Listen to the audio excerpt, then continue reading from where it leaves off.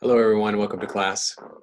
Today, we're going to be talking about Chapter 10, Substance Abuse, Substance-Related Disorders, and the Addictive Disorders. Let's start our PowerPoint here in Chapter 10.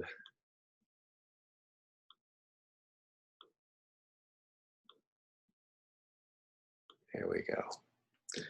We'll talk a little bit about what distinguishes substance abuse disorders from substance use. In other words, what's the difference between abuse and a use? We'll try to tease that out a little bit. We'll talk a little bit about alcohol abuse.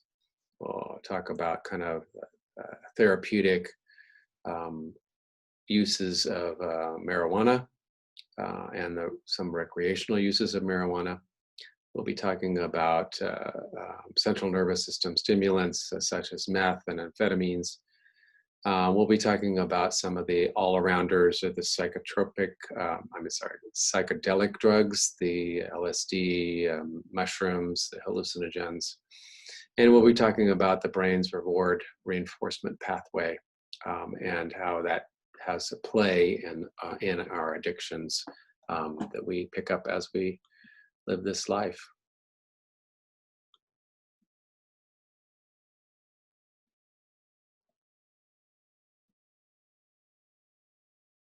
So when we're talking about substance-related disorders, when we talk about intoxication, we're talking about taking something into our bodies that is affecting our central nervous system in some way, either depressing it or increasing the activity in it.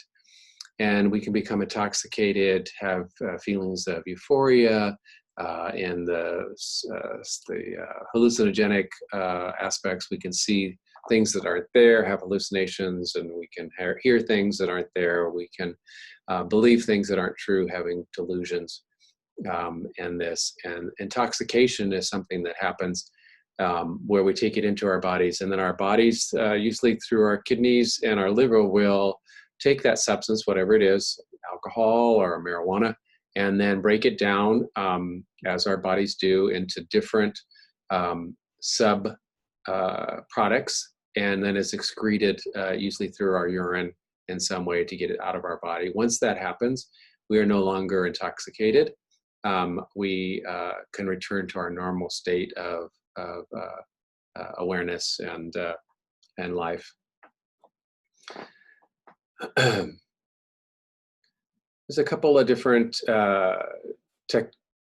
technical words that we need to talk about. Tolerance is one of the important things when we're talking about substance-related disorders. Tolerance basically means that we have to increase the amount of the drug or alcohol that we're taking in order to get the same amount of high or the same desired feeling that we get from it. Our bodies are constantly trying to keep ourselves at this kind of homeostasis kind of thing where everything is kind of normal, running within a certain level of things. We take a drug, drugs will either take us beyond that and excite us, or below that and depress us. Our bodies are constantly trying to bring us back into there, which leads to tolerance, which means we have to take more and more of the drug. We see this especially in drugs like meth, where it have a very steep tolerance level. In other words, you have to take more and more of it rather rapidly to get the same results. Withdrawal is nothing more than when we stop taking the drug, our body's effects, our body's symptoms of trying to deal with not having that substance in our bodies anymore. Oftentimes this can be like flu symptoms, kind of feeling bad, stomach aches, vomiting, headaches, having trouble sleeping or sleeping too much. Caffeine is a central nervous stimulant, an upper, probably one of the most popular uppers that we have here. If you look at the amount of coffee places that we have, Starbucks, you name it, here in the Pacific Northwest, we have just more and more different coffee roasters and coffee things. We have For those of you who don't like coffee, there's tea, and there's also energy drinks, Red Bull, Monster, you name it, and all kinds of different ways of delivering that to us. Nicotine is also a stimulant and has somewhat sedative effects in the fact that it has carbon monoxide in cigarette smoke, which kind of slows everything down. But nicotine is a stimulant, highly addictive. A lot of people who start smoking will continue smoking, which is, makes it one of the more addictive drugs that we have. Alcohol is a depressant. It is going to increase the GABA in our bodies. That's a neurotransmitter that inhibits the brain activity and slows down the central nervous system. We can have a lot of problems if we have too much alcohol, a lack of coordination, sleepiness because of the depressive aspects of it.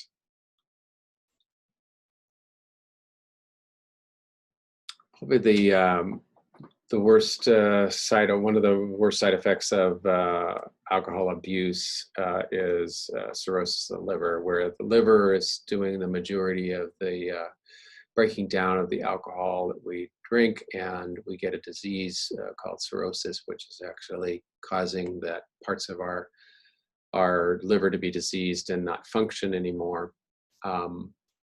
Fetal alcohol syndrome is where mothers who continue to drink during their pregnancy can cause some birth defects in their children after when they're being formed, and can cause some learning disabilities too afterwards.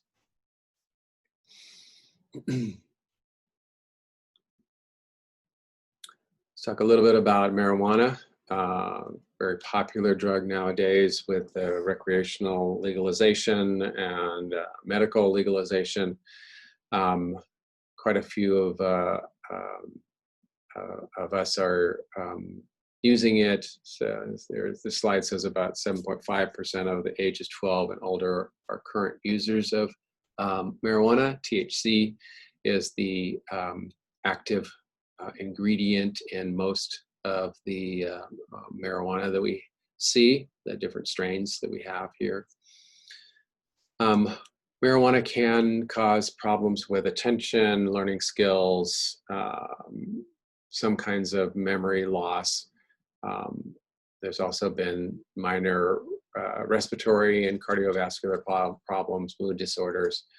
Some people end up in the ER with a panic disorder with taking THC in the various forms, either edible or smoking or vaping.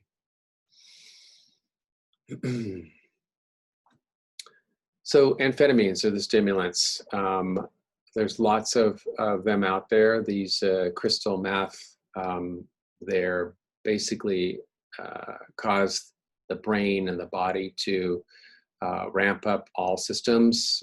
Blood pressure, breathing rates, heart rates are all going to increase, giving us a feeling of well-being along with that because of the norepinephrine and epinephrine that's increased in the brain.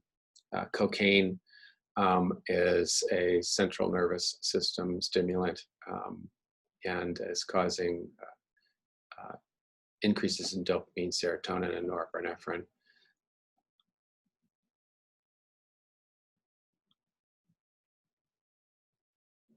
So if we talk about the depressants, the barbiturates and the benzodiazepines, these are the things that are going to lower all of those things like heart rate, blood pressure, breathing rates, and make you kind of sleepy, give you some euphoria, lowering your anxiety, lowering your inhibitions.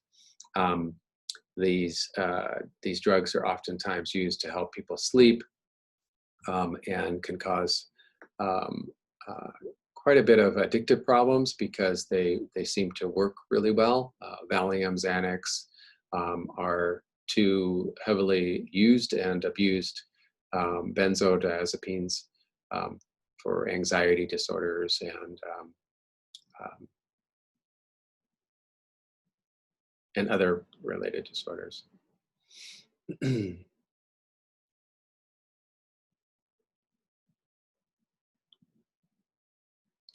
Opioids are also downers. They are the kind of pain relieving drugs. Morphine is also in this. Morphine is a synthetic heroin from poppy. Opium, codeine. Probably you might have got codeine from the dentist one time when you had your wisdom teeth taken out, and it's very important to have these kind of painkiller medications in the hospital because it helps with kind of being able to lower people's threshold to withstand pain, either pre-surgery or post-surgery. Very important, but a lot of times people will abuse these drugs, wanting the high and the relaxation and the sedation and the euphoria that they also provide.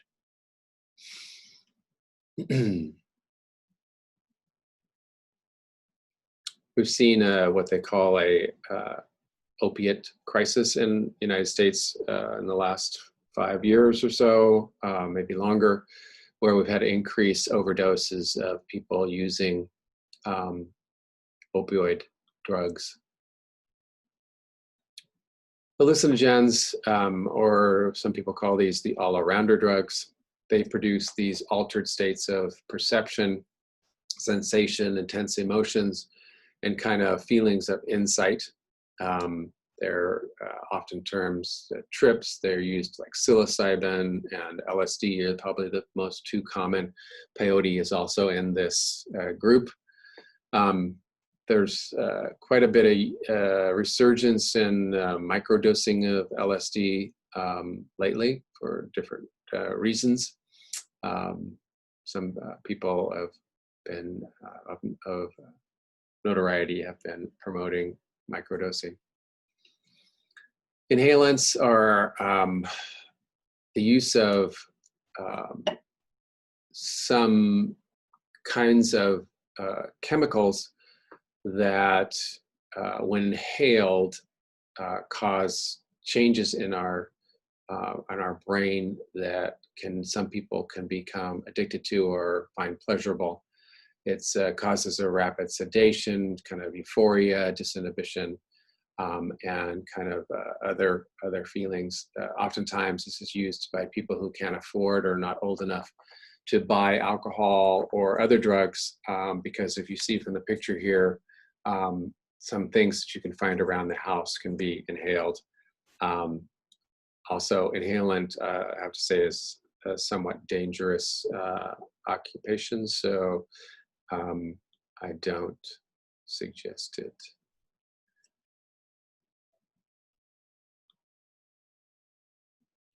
So let's talk about behavioral addiction. So these are things that are happening, addictions that we get to certain behaviors. So in this, we think of gambling, we think of kleptomania, compulsive shopping on the internet, compulsive sexual activity, are things like that. So they're actually disorders that are in the DSM, where people will, when they are doing their particular behavior, like gambling or whatever, they are changes in their brain that they find pleasurable, and they get addicted to those changes. And so they continue to gamble, even though maybe when they don't have any more money to do that, they will continue. They are addicted to this behavior. The therapies for this, for treating substance and behavioral addictions are, the 12-step is probably the most common still used 12-step program, where it's basically group therapy, often provided free all over wherever you are. There are 12-step meetings going on for all the different addictions: alcohol, sex, marijuana, amphetamines, you name it. They have 12-step biological treatments.